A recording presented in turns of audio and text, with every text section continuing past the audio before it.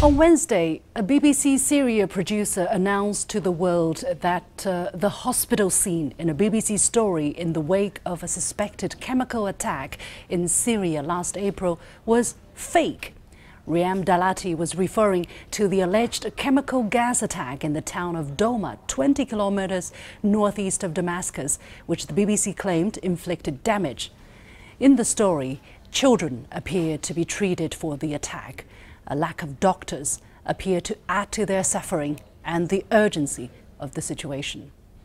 After months of investigation, Dalati came forth to overturn his own work. He tweeted that he can prove without a doubt that the Doma hospital scene was staged. No fatalities occurred in the hospital, he said. All the activists and people he spoke to were in other areas. One of the people who filmed the scene was a doctor affiliated with Jaish al-Islam, an internationally recognized terrorist group. From his description, it seems that he was tricked into believing what happened in the hospital at the time, although no one can be absolutely sure. As a veteran journalist, it's his basic duty to check the authenticity of his information and the background of his sources before publishing the story, especially when it comes to such an important subject. The story has helped mislead the public, creating the impression that chemical weapons were indeed used against innocent women and children. 7 days later, the US, together with its allies France and the UK, bombed what they believed were chemical weapons facilities in Syria, hours before UN inspectors were due to arrive for an official investigation.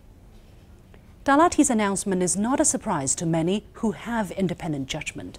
Shortly after the Doma incident, journalists from China and Russia went to the site to try to find out the truth.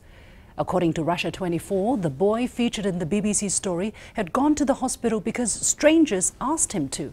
The father of the boy said there was no abnormal attack at the time. A Chinese journalist investigated the hospital and found many questions unanswered. According to a hospital staff, no suffocation cases caused by poisoning were treated in the hospital on the day of the alleged attack. These important questions were seldom asked in the Western media. Dalati's announcement on Wednesday is unlikely to receive much attention either.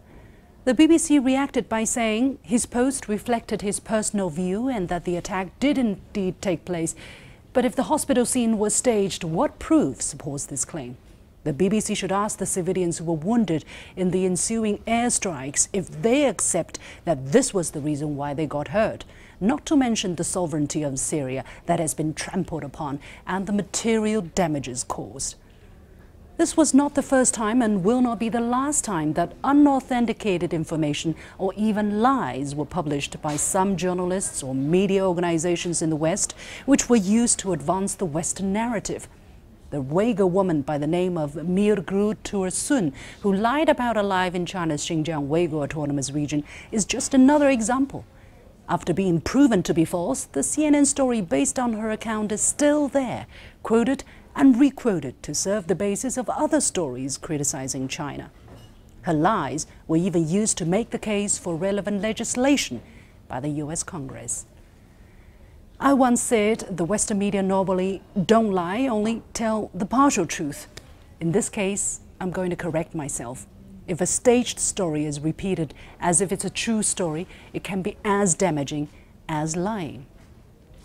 To err is human, but to err again and again is human tragedy. To admit having erred and to correct the wrongdoing is the only way to start rebuilding the credibility of the Western media.